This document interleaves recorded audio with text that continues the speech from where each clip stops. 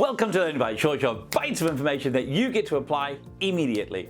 We're looking at the drive sales process, looking at the letter V for verify, and what I want to cover off in this session is around how do you make sure that you have the customer with you for the whole journey.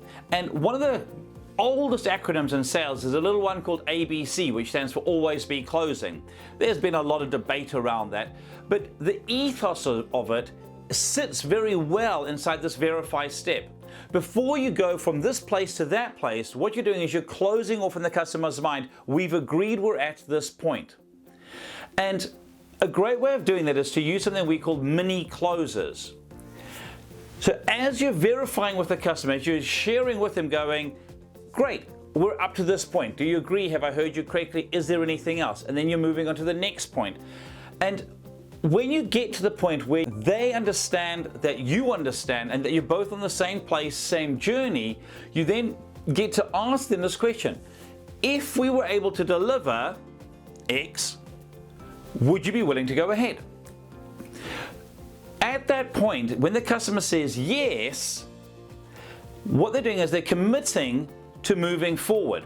There's a principle called the principle of consistency, which comes from the 6 Principles of Persuasion, an excellent book if you haven't read it by Robert Cialdini.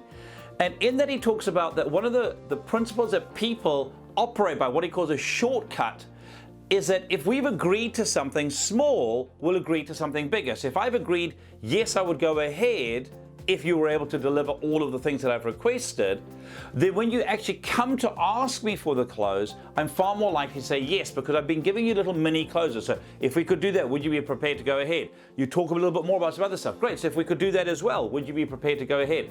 By the time then we get to securing the sale, which is what we'll look at next time, the customer in essence has already decided. Many people don't understand that it's not at the close when you go, please can I have an order, or would you like to go ahead, that people actually make the decision. They've made the decision a long time before that in your sales process. So learn how you can best phrase the question. For me personally, I like to use the phrase, if we can deliver X, whatever that is, would you be prepared to go ahead? Noticing that at that stage, I haven't gone and said what we're going to do for it. So you haven't gone and said, this is what we're offering, this is what it's going to cost you, this is the investment for that. You're just saying, if we could give you all you wanted, would you be prepared to move forward? A little key tip in here is please be very careful not to assume.